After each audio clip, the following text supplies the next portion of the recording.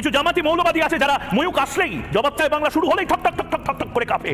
ভয়াবহ সড়ক দুর্ঘটনায় মারা গেলেন ভারতের রিপাবলিক বাংলার সেই আলোচিত উপস্থাপক ময়ূখ রঞ্জন। বৃহস্পতিবার রাতে কলকাতা শহরে এক ভয়ঙ্কর দুর্ঘটনার ঘটনা ঘটেছে। আসসালামু আলাইকুম দর্শক, দেশ এবং দেশের বাইরে থেকে যেখান থেকে আজকের ভিডিওটি দেখছেন সকলকে আন্তরিক শুভেচ্ছা ও অভিনন্দন। প্রিয় বন্ধুরা, বাংলাদেশের বিভিন্ন ইস্যু নিয়ে বিশেষ করে আগে কখনো দেখা যায়নি, এই আওয়ামী লীগ সরকার পতনের পর বাংলাদেশের বিভিন্ন ইস্যু নিয়ে, বিশেষ করে রাজনৈতিক ইস্যু নিয়ে এই সাংবাদিক, ভারতের এই সাংবাদিক কিন্তু নানান কটূক্তিমূলক কথা বলে এবং আজগুবি কথা বলে, যেগুলো বাংলাদেশে ঘটে নাই কখনো বা ঘটার সম্ভাবনাও নাই। সেই সমস্ত বিষয়গুলো নিয়ে এই সাংবাদিক, হকার সাংবাদিক বলে সবাই তাকে, সে কথা বলে। তো দর্শক, এই হকার সাংবাদিককে নিয়ে আজকের এই ভিডিওটি অত্যন্ত গুরুত্বপূর্ণ হতে চলছে, না টেনে সম্পূর্ণ দেখবেন। কথা না বাড়িয়ে আমরা মূল ভিডিওতে চলে যাচ্ছি, দেখুন। তো আমরা বিরক্ত, এখানকার সচেতন মানুষ তো মাঝে মাঝে বলে যে কেন মানুষ গিয়ে রিপাবলিক টিভির অফিসে করছে না, মানে বিক্ষোভ দেখাচ্ছে না বা বন্ধ করছে না। এটা কিন্তু আমাদের মধ্যেও যারা একটু সচেতন তারা কিন্তু আমরা মাঝে মাঝে ভাবি যে আমরা কবে এটাকে বন্ধ করবো চ্যানেলটায়, কারণ এটা টোটালি বাঙালি বিরোধী। রিপাবলিক বাংলা যে মিডিয়াটা রয়েছে, ওদের কাজ কি? ওরা কি শুধুমাত্র বাংলাদেশ নিয়েই কি ওদের পুরো 24 ঘন্টা ওদের আর কোনো কাজ আছে কিনা, মানে ইন্ডিয়ান কাজ করে? রিপাবলিক বাংলাটা হচ্ছে পুরোপুরি রিপাবলিক টিভির বাংলা ভার্সন।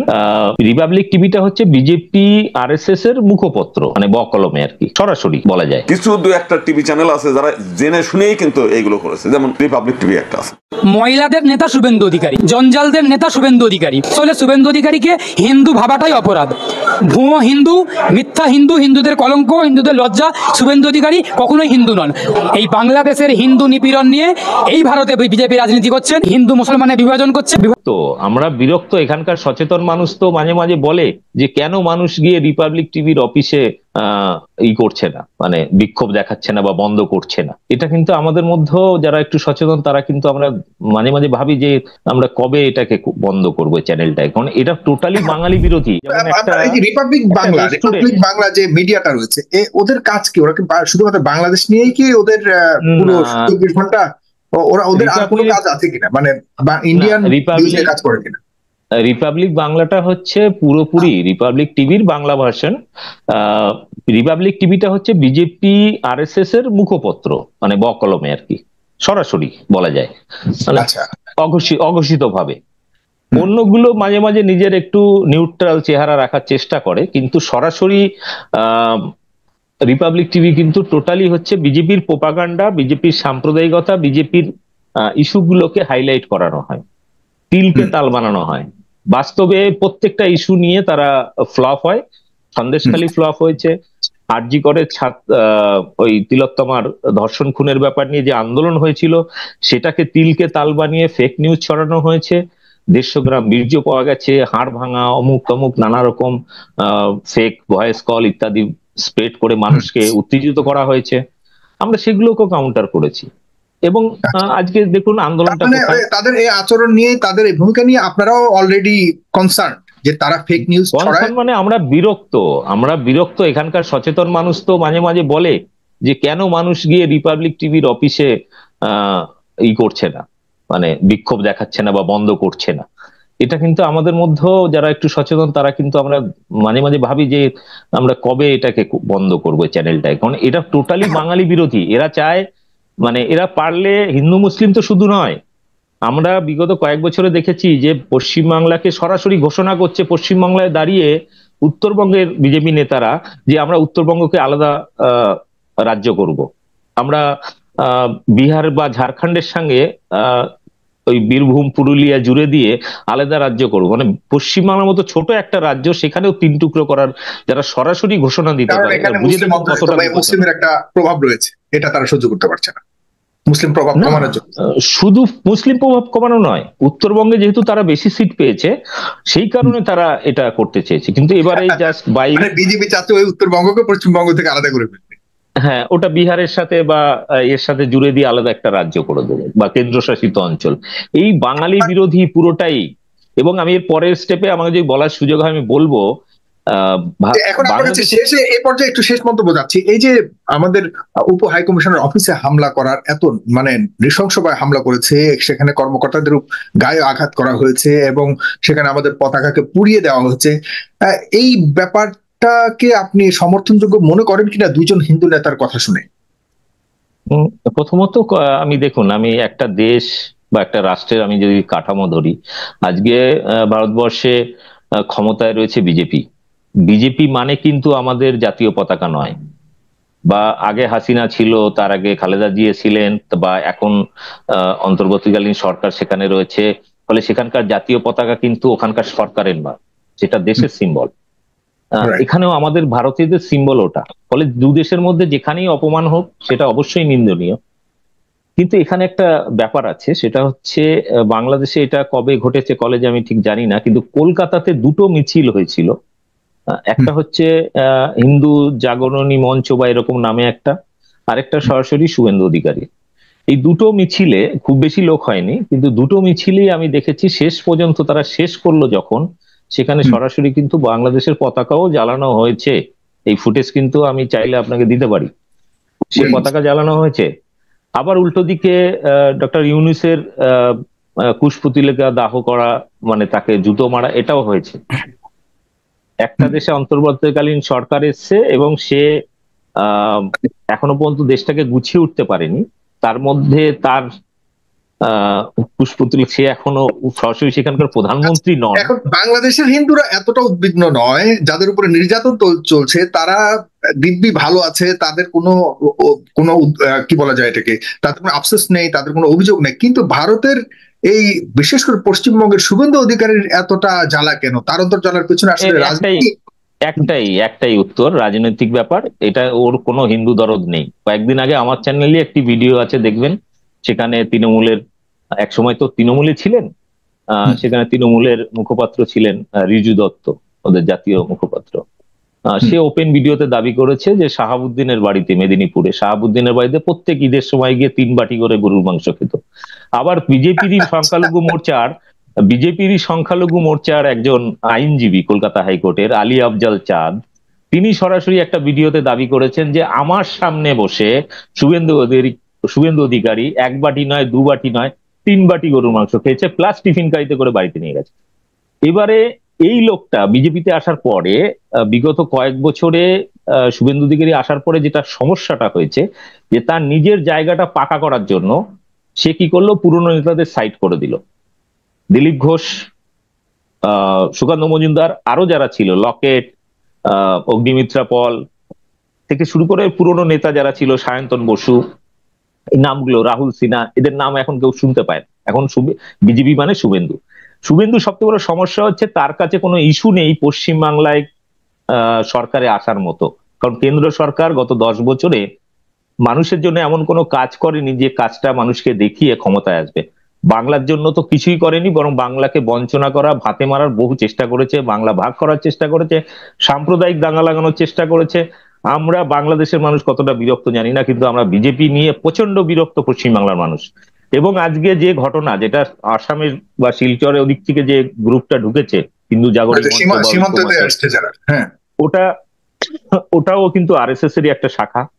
শুভেন্দু অধিকারী আজকে যে বর্ডার এলাকায় গিয়ে যে সভা করেছে, সেটাও কিন্তু বিজেপির উদ্যোগে। এতে সাধারণ মানুষের কোনো সমর্থন নেই। ফলে বাংলাদেশ থেকে কেউ যখন কোনো কথা বলবেন, বিজেপির বিরুদ্ধে বলুন, বিজেপির বিরুদ্ধে বলুন, কিন্তু সরকার পক্ষ থেকে বাংলাদেশের মানুষ যদি একই কাজ করে তখন এটাকে কিভাবে দেখবেন দাদা? মানে বাংলাদেশের মানুষের তো, তাদেরও তো সহনশীলতার একটা সীমা। বাংলাদেশের সরকারের কে আমরা কখনো টার্গেট করে কোনো কথা বলি না। আপনারা তো বলেন না, কিন্তু যারা বলছে আপনাদের পক্ষ থেকে, হয়তো আপনারা জানেন তাদের উদ্দেশ্য কি, কিন্তু বাংলাদেশের মানুষ তো মনে করে ভারতীয়রা। না না না না না, এটা ভুল হচ্ছে। আমি এর পরের বলার সুযোগ পেলে আরো ডিটেইলে বলবো। তার মানে বাংলাদেশের মানুষের বোঝার মধ্যে অবশ্যই একটু সচেতন হতে হবে। আসলে যারা সীমান্তে এসছে তাদের, এবং শুধু সচেতন নয়, এখানে আমি একটু পয়েন্ট আউট করে দিই আপনাকে। আমাদের সবচেয়ে বড় কষ্ট লেগেছে এবার আমরা যারা বই প্রেমী, এবার বই মেলায় বাংলাদেশ আসছে না, এটা বই প্রেমীদের কাছে একটা আঘাত। কারণ দেখুন, একটা দেশের মধ্যে একটা গন্ডগোল হয়েছে বা একটা গণ অভ্যুত্থান হয়েছে, সেটা নিয়ে তারা নতুন করে তৈরি করার চেষ্টা করছে।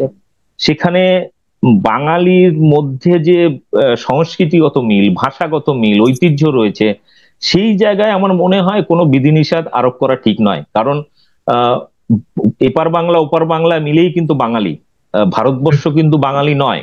আমি এটা মানে আপনাকে স্পেসিফিক বলতে পারি। ভারতবর্ষের অন্য রাজ্য কি ভাবলো বা কোনো বিজেপি সরকার কি ভাবলো বা অন্য কোনো সরকার কি ভাবলো, কিন্তু বাঙালির মধ্যে যে ঐক্য, আমার পরিচিত অনেকে আছে কানাডায় থাকে, যারা সেখানে গিয়ে তারা বাংলাদেশ, পাকিস্তান, ভারতের হিন্দু মুসলিম এক জায়গায় থাকে, এক জায়গায় তারা ঐক্যবদ্ধ, সারা বিশ্বে থাকে, শুধুমাত্র এই ভারত ছাড়া। কিছু জামাতি মৌলবাদী আছে যারা ময়ূক আসলেই, জবাব চায় বাংলা শুরু হলেই ঠক ঠক ঠক ঠক ঠক ঠক করে কাঁপে।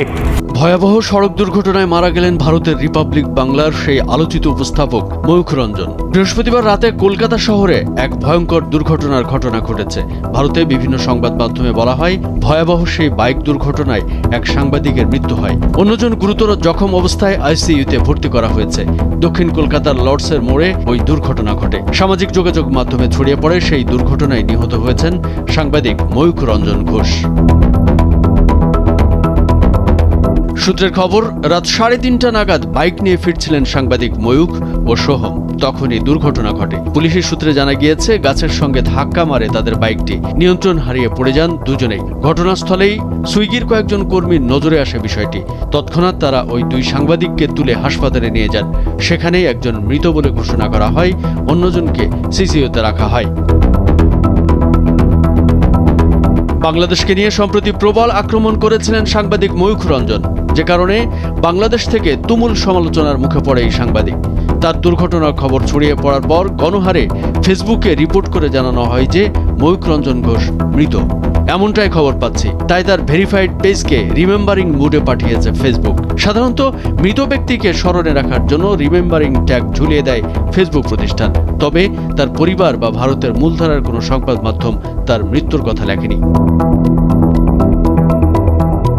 মূলত ময়ূখ রঞ্জন ঘোষকে ডিজিটালি মৃত ঘোষণা করেছিল সাইবার হ্যাকাররা। আসল খবর হচ্ছে, সেদিন রাতে ময়ূখ রঞ্জন ঘোষের বাড়িতে থাকার কথা ছিল সোহম মল্লিকের। সেজন্য ময়ূখের বাড়িতে গিয়েছিলেন সোহম। পরে রাত 11:30 নাগাদ এক বন্ধুর বাড়িতে যান তারা। ফেসবুকে 3 জনের ছবিও পোস্ট করেন ওই বন্ধু। সেখান থেকেই রাত 3টে নাগাদ ফিরছিলেন ময়ূখ এবং সোহম। পুলিশ সূত্রে জানায়, যাদবপুরের দিক থেকে বাইকে করে আসছিলেন তারা। প্রিন্স আনোয়ার শাহ রোডে লর্ডসের মোড়ের কাছে একটি বাম্পার টপকানোর সময় বাইকের নিয়ন্ত্রণ হারিয়ে ফেলেন সোহম। সামনের একটি গাছে ধাক্কা মারে বাইকটি, রাস্তায় পড়ে যান দুজনেই। সেই ঘটনার পর ময়ূখের অবস্থা অত্যন্ত আশঙ্কাজনক বলে জানা গিয়েছে। তাকে প্রথমে SSKM এর আইসিইউতে রাখা হয় এবং পরে অবস্থা বেগতিক দেখে মল্লিক বাজারের নিউরো সায়েন্সে নিয়ে যাওয়া হয়। মাথায় গুরুতর চোট পেয়েছেন ময়ূখ। শেষ খবর পাওয়া পর্যন্ত তার একটা চোখ নষ্ট হয়ে যাওয়ার আশঙ্কা করছেন চিকিৎসকরা। সদ্য নতুন চাকরিতে যোগ দিয়েছিলেন দুজনই। সাংবাদিক মহলে ময়ূখ রঞ্জন ঘোষ বেশ পরিচিত মুখ। সদ্য শহরে ফিরছিলেন তিনি। সোহম মল্লিকও দীর্ঘদিন রয়েছেন এই পেশায়। দুর্ঘটনার খবরে স্বাভাবিকভাবেই শোকের ছায়া সাংবাদিক মহলে। তবে সেই দুর্ঘটনায় মারা যান সোহম মল্লিক এবং আহত হন সাংবাদিক ময়ূখ রঞ্জন ঘোষ। ময়ূখের বয়ান অনুযায়ী তাদের বাইকটা স্কিড করে একটা গাছে ধাক্কা মারে। তারপর আর কিছুই মনে নাই ময়ূখের। বাইকটি সোহম চালাচ্ছিলেন। ইতিমধ্যেই ঘটনাটি খতিয়ে দেখছে বলে জানানো হয়েছে। ভারতের বিভিন্ন রাজ্য ছাড়া যদিও পশ্চিমবঙ্গে এই চমৎকার পরিবেশটাকে নষ্ট করার জন্য চেষ্টা করছে, যেটা আসলে আমাদের আন্ডারস্ট্যান্ডিং এ একটু গ্যাপ রয়েছে। এবং ব্যাপারে বলতে চাচ্ছে, আসলে সেখানকার বিজেপি শুধুমাত্র চেষ্টাটি করছে, সেখানকার পশ্চিমবঙ্গের সাধারণ মানুষ, সাধারণ হিন্দুরা এর জন্য দায়ী নয়। আপনাকে অনেক ধন্যবাদ। মহিলাদের নেতা শুভেন্দু অধিকারী, জঞ্জালদের নেতা শুভেন্দু অধিকারী। আসলে শুভেন্দু অধিকারীকে হিন্দু ভাবাটাই অপরাধ। ভুয়ো হিন্দু, মিথ্যা হিন্দু, হিন্দুদের কলঙ্ক, হিন্দুদের লজ্জা। শুভেন্দু অধিকারী কখনোই হিন্দু নন। এই বাংলাদেশের হিন্দু নিপীড়ন নিয়ে এই ভারতে বিজেপি রাজনীতি করছেন। হিন্দু মুসলমানের বিভাজন করছেন, বিভাজন করে টিকে থাকার চেষ্টা করছেন। মানুষ বুঝে গেছেন যে হিন্দুর কোলে মুসলমান সুরক্ষিত, আর মুসলমানের কোলে হিন্দুরা সুরক্ষিত। বিজেপি চাইলে বাংলাদেশে কালকেই অশান্তি বন্ধ হয়ে যাবে, কিন্তু বিজেপি চাইবে না, কারণ বাংলাদেশের শান্তি ফিরে গেলে বিজেপি এখান থেকে একদম ধুয়ে মুছে সাফ হয়ে যাবে। পেট্রোপোল বর্ডারে দাঁড়িয়ে শুভেন্দু অধিকারী একেবারে ঘোষণা করলেন যে পেঁয়াজ রসুন বাংলাদেশের রপ্তানি বন্ধ করে দেওয়া হবে। তার সঙ্গে আরো বিভিন্ন হুঙ্কার দিলেন তিনি বললেন যে পাঙ্গা নেবেন না, দেখে নেব আমরা, ভারতবর্ষ কি জিনিস সেটা আমরা দেখে দেবো। এমনকি এটাও বললেন যে যদি কলকাতার 1% ময়লা ছেড়ে দেওয়া হয়, তাহলে একদিনের ময়লা সেটা দিয়ে ইউনূস সরকার চাপা পড়ে যাবে। এরকম হুঙ্কার। সঙ্গে রয়েছেন আইনজীবী শেখ বাবুলের। কথা বলবো, কি বলবেন এরকম হুঙ্কার দিচ্ছেন বাংলাদেশ সরকার? ওই মহিলাদের দলের নেতা শুভেন্দু অধিকারী এই ভুয়ো গোমাংস খাওয়া, গোমাংস ভক্ষণ করা হিন্দু শুভেন্দু অধিকারী যে বাটিতে করে গোমাংস খান আবার টিফিনে করে গোমাংস নিয়ে যান, এই শুভেন্দু অধিকারী গোমাংস খেয়েছেন, টিফিনে করে গোমাংস নিয়ে গেছেন, এই ভুয়ো হিন্দু শুভেন্দু অধিকারী, এটা আমার কথা নয়, এটা কয়েকদিন আগে আমরা সংবাদ মাধ্যমে দেখেছি, আমরা সবাই দেখেছি যে শুভেন্দু অধিকারী কোনো এক সময় কোথাও একটা গোমাংস খেয়েছেন আবার টিফিনে করে গোমাংস বেঁধে বাড়িতে নিয়ে গেছেন। কোথায় খেয়েছেন, কবে খেয়েছেন, কখন খেয়েছেন, কার সঙ্গে খেয়েছেন, তার বিস্তারিত ব্যাখ্যা দেওয়া আছে, সংবাদমাধ্যমে আপনারা দেখলেই দেখতে পাবেন। সুতরাং সেই ভুয়ো শুভেন্দু অধিকারী কি বলছে সেই বিষয়ে কোনো মন্তব্য করব না। তার কারণ মহিলাদের নেতা শুভেন্দু অধিকারী, জঞ্জালদের নেতা শুভেন্দু অধিকারী। শুভেন্দু অধিকারীর যদি বলার কিছু থাকে, যদি ওর বুকের পাটা থেকে থাকে, যদিও আসলে শুভেন্দু অধিকারীকে হিন্দু ভাবাটাই অপরাধ। শুভেন্দু অধিকারীকে যদি আমরা হিন্দু, আমি তো হিন্দু ভাবিই না, ও তো হিন্দুদের কলঙ্ক, হিন্দুদের লজ্জা। তার কারণ হিন্দু হচ্ছে শ্রী রামকৃষ্ণদেব পরমহংসদেব, হিন্দু হচ্ছেন স্বামী বিবেকানন্দ, মা সারদা দেবী। হিন্দু দেখতে গেলে কারা হিন্দু, হিন্দুর সংজ্ঞা কি, হিন্দুর বৈশিষ্ট্য কি দেখতে গেলে, জানতে গেলে আপনাদেরকে রামকৃষ্ণ মিশনে যেতে হবে, বারাণসী যেতে হবে, হরিদ্বার যেতে হবে। সুতরাং এই শিশির বাবুর বাড়িতে ওই মেদিনীপুরে গিয়ে শুভেন্দু অধিকারীকে দেখে হিন্দুকে নিয়ে আমি ব্যাখ্যা করব, এটা হতে পারে না। ভুয়ো হিন্দু, মিথ্যা হিন্দু, হিন্দুদের কলঙ্ক, হিন্দুদের লজ্জা শুভেন্দু অধিকারী কখনোই হিন্দু নন। ওর কথার যত কম উত্তর দেব তত বেশি ভালো। বেনেপোল বা আপনার পেট্রোপোল বা আপনার বর্ডারেতে গিয়ে দেখে আসুন, আপনি গিয়ে ভারত বাংলাদেশের হিন্দু সম্প্রদায়ভুক্ত মানুষরা যেই শুভেন্দু অধিকারী খুব বড় দয়া দেখাচ্ছে, খুব দয়াতে মন উতলে যাচ্ছে হিন্দুদের পক্ষে ভারত বাংলাদেশের, সেই হিন্দুরা নিপীড়িত হয়ে শরণার্থী হিসাবে আমার ভারতবর্ষে আসার চেষ্টা করছেন। আর ভারতবর্ষের সেনা, ভারতবর্ষের বিএসএফ বর্ডারে যারা নিয়ন্ত্রণ করেন সেটা কার? বিএসএফ সিপিএমের, বিএসএফ তৃণমূলের, বিএসএফ কংগ্রেসের, বিএসএফ বিজেপির দ্বারা নিয়ন্ত্রিত হয়, নরেন্দ্র মোদীর দ্বারা নিয়ন্ত্রিত হয়। সেই বিএসএফকে নরেন্দ্র মোদী অর্ডার দিয়েছে, বিএসএফ বন্দুক কাত করে আছে, বর্ডারকে সিল করে দিয়েছে, যাতে ওপার বাংলা থেকে বাংলাদেশ থেকে একটা হিন্দু অত্যাচারিত হয়ে ভারতবর্ষে না ঢুকতে পারে, তার জন্য সিল করে দেওয়া হয়েছে। কেন সিল করলেন? আপনারা যদি বাংলাদেশের হিন্দুদেরকে নিয়ে চিন্তিত উদ্বিগ্ন, তাহলে কেন সীমান্ত লক করলেন? সীমান্ত খুলে দিন, শরণার্থী হিসেবে বাংলাদেশে ভারতবর্ষে স্থান দিন, আবার বাংলাদেশ শান্ত হলে বাংলাদেশের সঙ্গে আলোচনা করে আবার বাংলাদেশে ফিরিয়ে দেওয়া হবে। এটাই তো সিস্টেম, এটাই তো নিয়ম। সেটা করছেন না কারণ আসলে বিজেপি চাই যে বাংলাদেশে ঘটনাটা যেমন চলছে তেমন চলুক, আর বিজেপি চাই যে বাংলাদেশে যদি ঘটনাটা না চলে, যদি হিন্দুরা নিপীড়িত না হয়, তাহলে ভারতবর্ষ থেকে বিজেপিটা ধুয়ে মুছে যাবে। এই বাংলাদেশের হিন্দু নিপীড়ন নিয়ে এই ভারতে বিজেপি রাজনীতি করছেন, হিন্দু মুসলমানের বিভাজন করছেন, বিভাজন করে টিকে থাকার চেষ্টা করছেন। বিজেপি যদি চাই, নরেন্দ্র মোদী যদি চাই, আমি দায়িত্ব সহকারে আমি আমার নাম ধরে বলছি, অ্যাডভোকেট শেখ বাবুলাল আপনার চ্যানেলকে বলছি, নরেন্দ্র মোদী যদি আজকে চান, ভারত সরকার যদি আজকে চান যে বাংলাদেশে পরিস্থিতি শান্ত হোক, বাংলাদেশে হিন্দু নিপীড়ন পরিস্থিতিটা কাটুক, হিন্দু নিপীড়ন বন্ধ হোক, তাহলে কালকেই দেখবেন বাংলাদেশে মোহাম্মদ ইউনূসের সরকার হিন্দু নিপীড়ন করতে পদক্ষেপ করতে বাধ্য হয়েছেন। আমার বাঙালি, আমার ভারতীয় বাংলাদেশে গিয়ে আক্রান্ত হচ্ছেন, নিরাপত্তা পাচ্ছেন না, তার দায় ইউনূস সরকারের নয়, তার দায় মোদী সরকারের। আপনি একজন সাংবাদিক, আমি একজন আইনজীবী, কেউ একজন বিজ্ঞানী, অধ্যাপক, যে কোনো মানুষ, সাধারণ মানুষ, আমরা যখন বিদেশের মাটিতে যাব, আমার নিরাপত্তার দায়িত্ব অবশ্যই বিদেশের সরকারের। কিন্তু যদি কোনো রকমভাবে সেই দেশের সরকার যদি নিরাপত্তা যদি ব্যর্থ হন, তাকে শোকজ করা, তাকে তলব করা, তার কাছ থেকে কৈফিয়ত চাওয়া, তার দায়িত্ব আমাদের ভারত সরকারের। কারণ আমি ভারতের নাগরিক, আপনি ভারতের নাগরিক। তা না করে আমার ভারতবর্ষের বাঙালি গিয়ে বাংলাদেশে আক্রান্ত হচ্ছে, আর শুভেন্দু অধিকারী বলছে আমি খুব বড় হিন্দুর বাচ্চা, হিন্দুর বেটা, ভুয়ো হিন্দুর বেটা বা ভুয়ো হিন্দুর বাচ্চা। ওই কথা বলে মানুষকে বোকা বানানো যাবে না।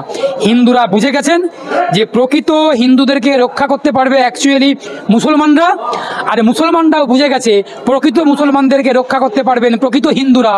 এই তৃণমূল থাকলে মুসলমান থাকবে, আর বিজেপি থাকলে হিন্দুরা থাকবে, এটা ঠিক নয়। মানুষ বুঝে গেছেন যে হিন্দুর কোলে মুসলমান সুরক্ষিত, আর মুসলমানের কোলে হিন্দুরা সুরক্ষিত। আমি মুসলমান, আপনি হিন্দু, সে খ্রিস্টান, জৈন, আমরা একে অপরে বড় হয়েছি, বড় হচ্ছি, কোলাকুলি করে বড় হচ্ছি। হিন্দুদেরকে যেমন বিজেপি রক্ষা করছে না, মুসলমানদেরকে তেমন তৃণমূল রক্ষা করছে না। যারা এটা ভাবছেন তাদের ভাবনার পরিবর্তন ঘটুক, শুভ বুদ্ধির উদয় ঘটুক। আমরা হিন্দু মুসলমান, আমি মনে করি আমার প্রচুর হিন্দু বন্ধু আছে। আমার সত্যি আমি গর্ব করে বলি, আমার ভারতের, আমার বাংলার যারা হিন্দু সম্প্রদায়ভুক্ত বন্ধুরা আছেন, সহনাগরিকারা আছেন, আমি আমার হিন্দু ভাই বোনেদেরকে নিয়ে গর্ব করে বলি, আমার দেখুন, সংখ্যালঘুদেরকে নিরাপত্তা দেওয়ার দায়িত্ব যেমন রাষ্ট্রের দায়িত্ব, সরকারের দায়িত্ব, ঠিক একইভাবে নৈতিকভাবে সংখ্যাগুরুদেরও দায়িত্ব। বাংলাদেশের সংখ্যাগুরু সবাইকে তো আর খারাপ বলতে পারি না, বলা উচিত না, কিন্তু কিছু শ্রেণীর মানুষ খারাপ কিছু করছেন, এটা নিন্দাজনক। ওদের পরিস্থিতির পরিবর্তন হোক, বাংলাদেশে শান্তি ফিরে আসুক, এবং বাংলাদেশে শান্তি ফেরার ক্ষেত্রে ভারত সরকার পদক্ষেপ করুক, মোদী সরকার বিজেপি সরকার পদক্ষেপ করুক, ওই ভুয়ো কথা না বলে কাজের কাজ কিছু করুক। পাশাপাশি বাংলাদেশের প্রচুর সংখ্যাগুরু মানুষরা আছেন যারা কখনোই এটাকে সমর্থন করেন না।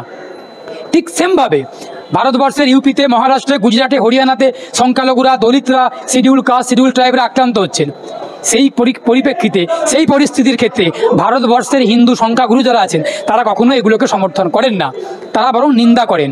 ওই জন্যই বললাম যে ভারতবর্ষের হিন্দুদেরকে নিয়ে, বাংলার হিন্দুদেরকে নিয়ে আমি একজন মুসলমান হিসেবে, আমরা মুসলমানরা গর্ব করে বলি যে আমার হিন্দুরা আছে বলে আমরা মুসলমানরা আছি, আমার সংখ্যাগুরু হিন্দুরা আছে বলে আমরা মুসলমানরা আছি, আমার সংবিধান আছে বলে আমরা মুসলমানরা আছি। আবার হিন্দুরাও গর্ব করে বলে মুসলমানদেরকে মুসলমানরা আছে বলে আমরা আছি। বিজেপি আছে বলে হিন্দু আছে, আর তৃণমূল আছে বলে মুসলমান আছে, এটা কোনো কথা না, এটা কোনো বাস্তবতাই নেই, এটা মানুষ বুঝতে পেরে গেছেন। এখনো মানুষ, হিন্দু, মুসলমান, শিখ, খ্রিস্টান, পার্সি, জৈন সবাই মিলে এককাট্টা হয়েছেন যে এই বাংলা থেকে তৃণমূলকে কবর দেব, এই ভারত থেকে বিজেপিকে কবর দেব গণতান্ত্রিকভাবে, দিয়ে বাংলায় শান্তি ফিরিয়ে আনবো, ভারতে শান্তি ফিরিয়ে আনবো। বাংলাদেশে বোধহয় গত 50 বছর 60 বছরে এই ধরনের দুর্গাপূজা হিন্দুরা করতে পারে নাই, শান্তিপূর্ণভাবে হয়েছে, এবং মুসলমানেরা পূজার মণ্ডপ পাহারা দিয়েছে। এটা একটা বিরল ঘটনা। অথচ আপনারা মুসলমানদেরকে নামাজ পড়ার সময় পুলিশ দিয়ে লাথি দেন। বাংলাদেশে এই ধরনের ঘটনা কখনো ঘটে না। সুতরাং আপনারা যদি মনে করেন এখন অন্তর্বর্তীকালীন সরকার আছে, দুর্বলতা আছে, হাসিনার দালালেরা বিভিন্ন জায়গায় আছে, তারা দুর্বল, এটা ভাবা মোটেও সঠিক হবে না। আমাদের যে যুব সমাজ, তাদের সংখ্যা প্রায় 12 কোটির মতো। এই যুব সমাজ 12 কোটি হলো আমাদের সেনাবাহিনীর সদস্যদের মতো। বাংলাদেশকে সহজভাবে নেওয়া উচিত হবে না। বাংলাদেশ হলো 303 বুলেটের মতো, ছোট ছিদ্র করে ঢুকবে, বড় ছিদ্র করে বের হবে। সুতরাং যাই কিছু হচ্ছে আলাপ আলোচনার মাধ্যমে সমাধান করেন, এবং আপনাদের ইউটিউবারদেরকে বন্ধ করেন, বাংলাদেশের বিরুদ্ধে মিথ্যা প্রচারণা বন্ধ করেন। না হলে আমাদের পক্ষ থেকে আমাদের লোকদেরকেও আমরা বলবো তোমরাও ভারতের বিরুদ্ধে প্রচারণা শুরু করো। তাহলে কি হবে? দুই দেশের মধ্যে উত্তেজনা হবে। দুই দেশের মধ্যে উত্তেজনা হলে আপনারা মনে করছেন বাংলাদেশ ছোট দেশ, কিন্তু বাংলাদেশের অনেক বন্ধু দেশ আছে যারা নিউক্লিয়ার পাওয়ার আছে। সুতরাং এত সহজভাবে জিনিসটা নেবেন না। It is unipolar world. বাংলাদেশেরও বন্ধু আছে যারা সমস্যা হলে বাংলাদেশের পাশে দাঁড়াবে। ডক্টর ইউনূসের হাতকে আমরা শক্তিশালী করার জন্য যা যা করা প্রয়োজন, বর্তমান সরকারকে শক্তিশালী করা যা যা প্রয়োজন, এলডিবির পক্ষ থেকে আমরা সেটাই করব। আমি পুনরায় ভারতকে অনুরোধ করব, আপনারা আলাপ আলোচনার পথে আসেন, এবং আগামীতে যেন এই ধরনের ঘটনা না ঘটে। আপনাদের উগ্রবাদীদেরকে বন্ধ করেন। আপনারা যে উগ্রবাদী রাজনীতি শুরু করেছেন, এটা আপনাদের জন্য ধ্বংস ডেকে নিয়ে আসবে। অন্যায় কাজ কখনো বেশি দিন টিকে থাকতে পারে না। আমরা ইসলাম ধর্মের অনুসারী, আমরা ধ্বংসে বিশ্বাসী না, অপরের ক্ষতিতে বিশ্বাসী না। আমরা চাই প্রত্যেকে নিজের নিজের জায়গায় সুখে শান্তিতে বসবাস করুক। আমাদেরকে যেন কেউ ডিস্টার্ব না করে, আমরাও সেটা কামনা করি। বাংলাদেশের একটা পতাকা এইভাবে আগুন দেওয়া এবং নামিয়ে ফেলানো, এটা তো ভিয়েনা কনভেনশন অনুযায়ী এটা কিন্তু একটা রাষ্ট্র হিসেবে আরেকটা রাষ্ট্র করতে পারে না। ভারতের হাই কমিশনারকে ডেকে এর জন্য জবাব দিতে চাও।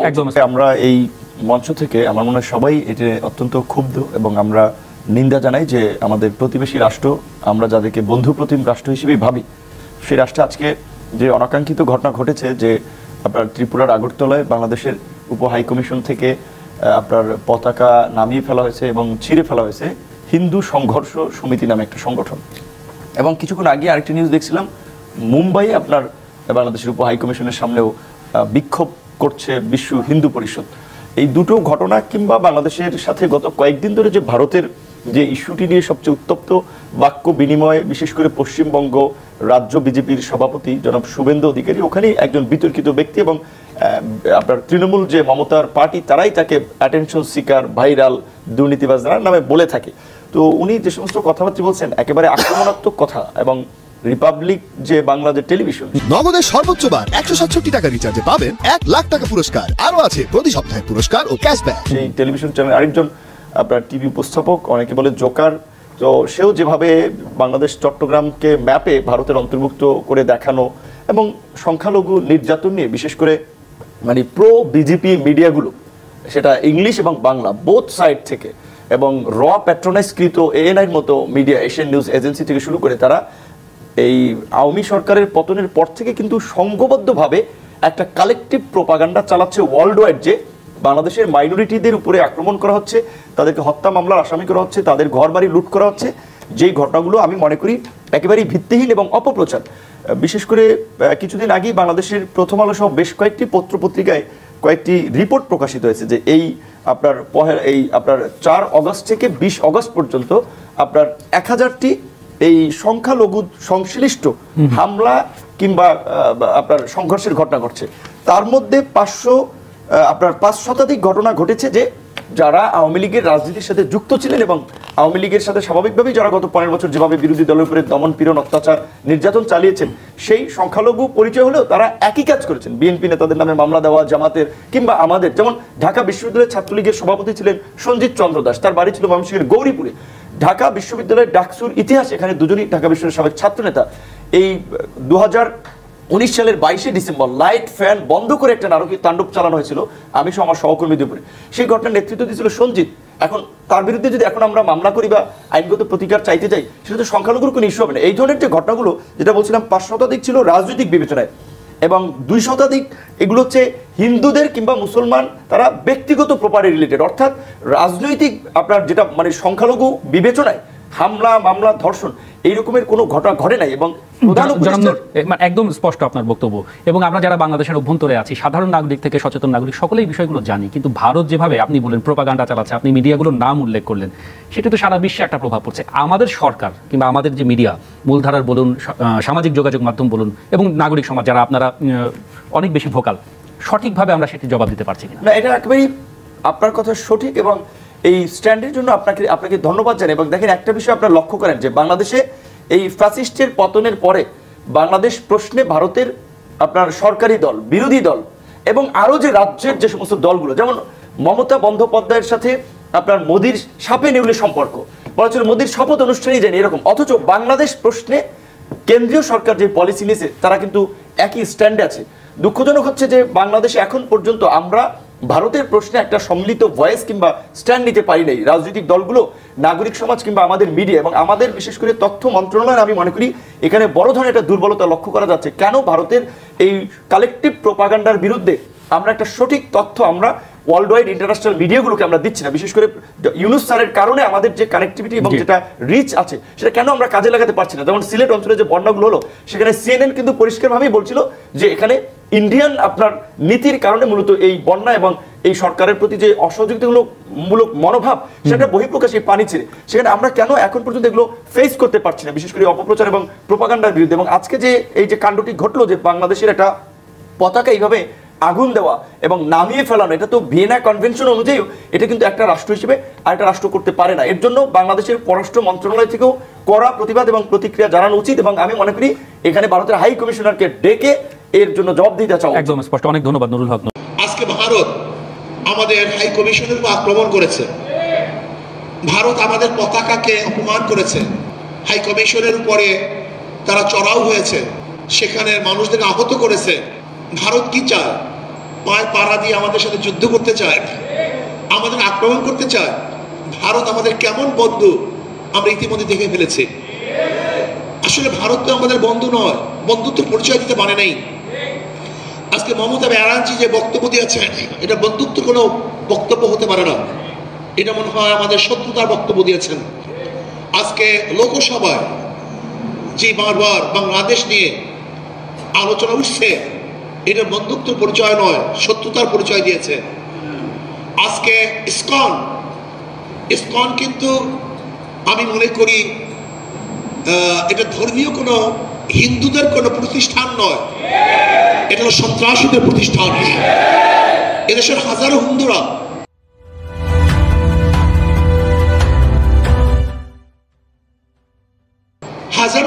দেশপ্রেমিক, তারা দেশ, এই মাটি ও মানুষের কথা বলে, তারা এই দেশ নিয়ে ভাবনা করে, এই দেশের উন্নয়নের চেষ্টা করে। কিন্তু ইসকন কিন্তু এই দেশ নিয়ে চিন্তা করে না, বরং দেশকে অস্থিতিশীল করার। যদি ইসকনের সদস্যরা বাংলাদেশের নাগরিকই হয়, তাহলে তারা কেন দাবি জানাবে যে ভারতকে হস্তক্ষেপ করতে হবে, ভারত হস্তক্ষেপ করে এটা সমাধান করবে? কেন আমাদের দেশে কোর্ট নাই? আমাদের দেশে কি হাইকোর্ট নাই, সুপ্রিম কোর্ট নাই? তাহলে আপনি কেন আমাদের সঙ্গে নির্ভর করছেন না? আমাদের দেশের বিচারের উপর আপনি কেন নির্ভর করছেন না? তার মানে আপনি আপনাকে এই দেশের নাগরিক মনে করেন না। আপনি হয়তো বা কোনো দেশের এজেন্ডা পালন করার জন্য চেষ্টা করতেছেন, কোনো দেশের এজেন্ডা বাস্তবায়নের ষড়যন্ত্র করতেছেন। আমি ইসকনকে বলবো, আপনি যে ষড়যন্ত্র করতেছেন, বাংলাদেশের জনগণ বারবার হাজারো ষড়যন্ত্র রুখে দিয়েছে, নস্যাৎ করেছে। ব্রিটিশরা ষড়যন্ত্র করে টিকতে পারে নাই, পাকিস্তানেও টিকতে পারে নাই, ফ্যাসিস্টরাও টিকতে পারে নাই। আপনি যে ষড়যন্ত্র করতেছেন, বাংলাদেশের জনগণ ঐক্যবদ্ধ হয়ে আপনার সমস্ত ষড়যন্ত্রকে ধ্বংস করে ফেলবে ইনশাআল্লাহ। প্রিয় ভাইয়েরা আমার, আজকে বাংলাদেশ নিয়ে ভারতের বক্তব্য স্পষ্ট আন্তর্জাতিক আইনের পরিপন্থী। ভারতের বক্তব্য এটা। দর্শক, এই ভিডিওটি এ পর্যন্ত, ভিডিওটি দেখার জন্য অসংখ্য ধন্যবাদ। এই পর্যন্ত যারা ভিডিওটির সাথে ছিলেন, এখনো চ্যানেলটি সাবস্ক্রাইব করেননি, এখনো সাবস্ক্রাইব করে আমাদের সাথে থাকুন এবং এই মনোরঞ্জন ঘোষকে নিয়ে আপনাদের মূল্যবান মতামতটি কমেন্ট বক্সে জানিয়ে দিবেন। হকার সাংবাদিক আসলে কোনো তথ্য সোর্স ছাড়াই তারা কিভাবে সাংবাদিকতা করে, আই ডোন্ট নো। তো যাই হোক বন্ধুরা, আপনাদের মূল্যবান মতামতটি কমেন্ট বক্সে ব্যক্ত করবেন। ভালো থাকবেন, সুস্থ থাকুন। আসসালামু আলাইকুম।